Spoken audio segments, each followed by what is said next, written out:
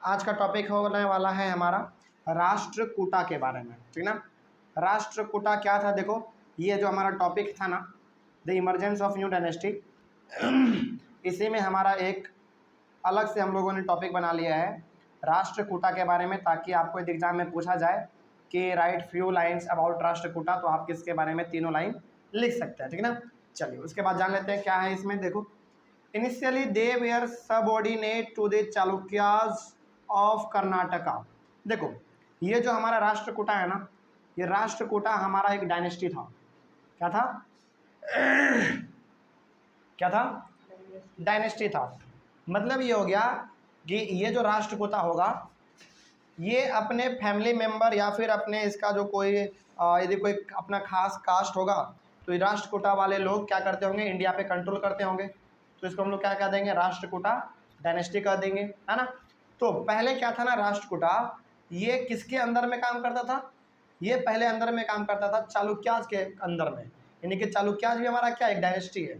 देखो डायनेस्टी अलग अलग आपको मिलेगा, आपको डायनेस्टी जब भी आपको वर्ड सुनने को मिले अलग अलग नाम के बारे में, तो आप समझ जाइएगा कि उसका कंट्रोल इंडिया पे रहा होगा, है ना। तो ये जो हमारा राष्ट्रकूटा है जिसके बारे में हम लोग बात कर रहे हैं, ये हमारा बहुत समय तक चालुक्य डायनेस्टी के अंडर में काम करता था, ठीक ना। और ये उस समय पे चालुक्य डायनेस्टी कहाँ पे था, हमारा कर्नाटका में था, ठीक है। नहीं नहीं, वो अलग चीज़ है, अशोक गुप्ता डायनेस्टी में आता है ना, चंद्रगुप्त मौर्य, ठीक है। तो राष्ट्रकूटा हमारा क्या था, एक डायनेस्टी था जो कि किसके अंडर में काम करता था, चालुक्य डायनेस्टी के अंदर में, जो कि उस समय पे कर्नाटक में था, ठीक है ना। उसके बाद देखो, दंती दुर्गा और Rashtrakuta chief overthrew his Chalukya overlord and performed a ritual called Hiranyagarbha, यानी कि लिटरली द गोल्डन वॉम्ब। तो ये जो हमारा राष्ट्रकूटा एक डायनेस्टी था जो कि किसके अंडर में काम करता था, चालुक्याज के अंडर में। राष्ट्रकूटा ने, यानी कि राष्ट्रकूटा का जो हमारा एक चीफ था, यानी कि जो राजा था उस समय पे राष्ट्रकूटा डायनेस्टी का, उसका नाम था दंती दुर्गा। क्या नाम था? दंती दुर्गा।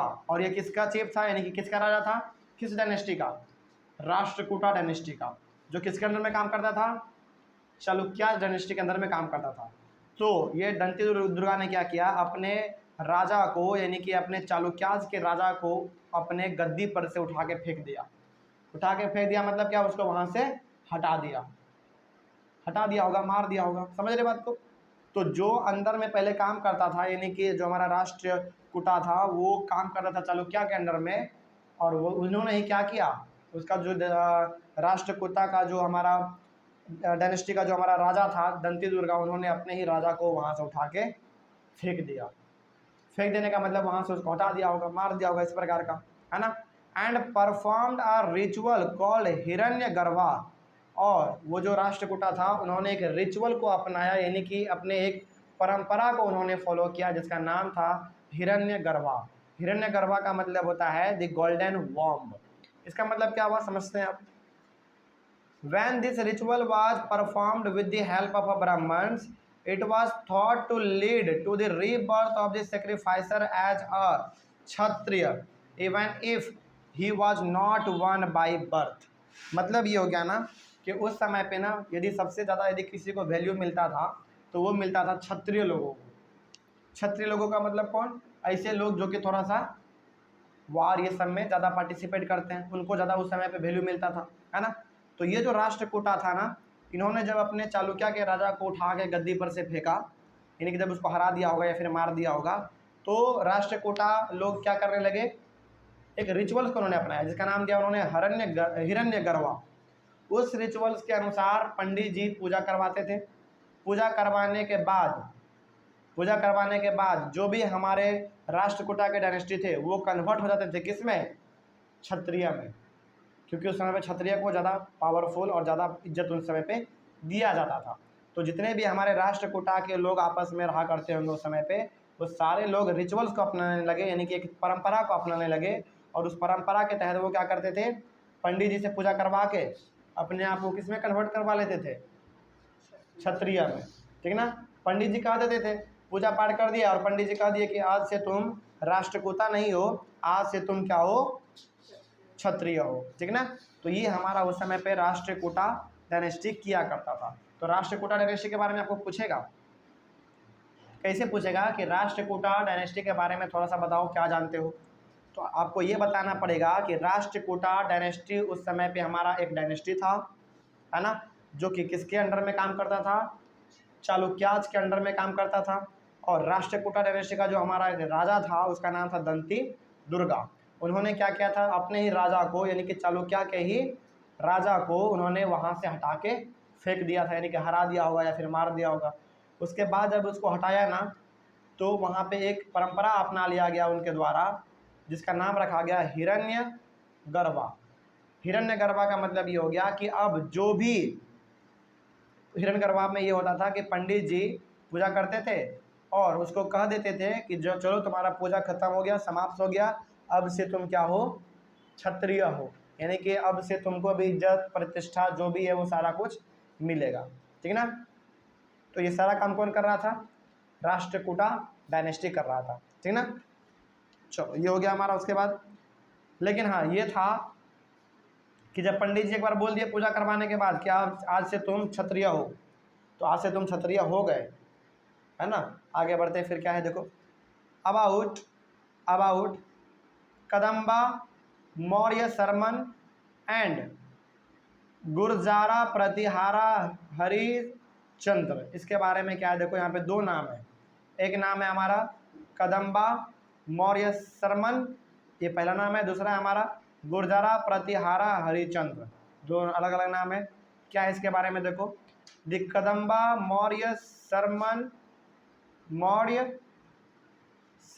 एंड गुर्जारा प्रतिहारा हरिश्चंद्र वेयर ब्राह्मण्स, ये दोनों क्या थे, आपस में ब्राह्मण्स थे। Who were give up their traditional profession and took to arms successfully establishing kingdom in Karnataka and Rajasthan respectively. ये लोग उस समय पे ब्राह्मण थे। ब्राह्मण का काम क्या होता था, पूजा पाठ करवाना, लेकिन इन्होंने ब्राह्मण को छोड़ दिया और ये लोग क्या बन गए, यानी कि ब्राह्मण को, यानी कि पूजा पाठ करने वाला जो इनका काम होता था उस समय पे, उन्होंने छोड़ दिया और हथियार ले लिया उन्होंने। यानी हथियार लेने का मतलब क्या हो गया, अब वो धीरे धीरे किस में कन्वर्ट हो रहे होंगे, क्षत्रिय में कन्वर्ट हो रहे होंगे, क्योंकि क्षत्रिय का काम ही था उस समय पे युद्ध में पार्टिसिपेट करना, लड़ाई पीट करना, है ना, ये था।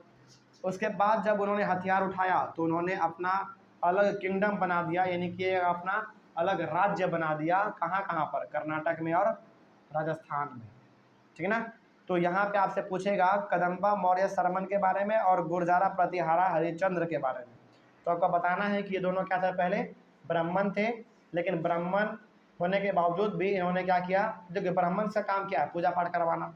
आज ना ब्राह्मण लोग कोई भी काम कर लेते हैं, कोई भी नौकरी कर लेते हैं। ऑफिस में नौकरी तो ऑफिस में कर लेंगे, पढ़ाने के लिए मिला तो पढ़ा लेंगे, है ना, कहीं फैक्ट्री में काम करने के लिए मिला तो फैक्ट्री में काम कर लेंगे। आज ना एक काम अलग अलग कर रहे हैं, लेकिन उस समय पे ब्राह्मण का केवल काम एक ही था, पूजा पाठ करवाना।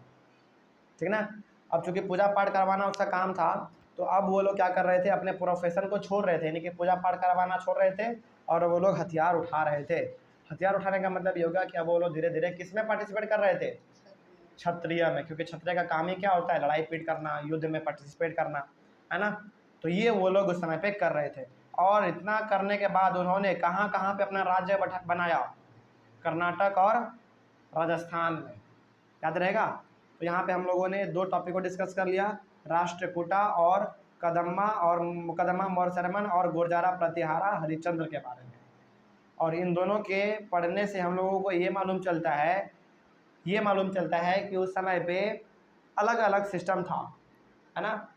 ज़्यादातर क्या बनना चाहते थे लोग, क्षत्रिय बनना चाहते थे, क्योंकि उस समय पे प्रतिष्ठा, उसमें मान इज्जत सम्मान ज़्यादा था, लोग उसको एक अलग नज़रिए से देखते थे, है ना। तो ये हो गया हमारा टॉपिक। उसके बाद फिर हम लोग पढ़ेंगे एडमिनिस्ट्रेशन इन द किंगडम्स, यानी कि अलग अलग राज्य को उस समय पे किस प्रकार से चलाया जाता था, इसके बारे में हम लोग अपने नेक्स्ट क्लास में पढ़ेंगे। तो ये हमारा हो गया आज का टॉपिक। उसके पहले वाले क्लास में हम लोगों ने ये पढ़ रखा था। ठीक है, चलिए, thank you very much and have a nice day.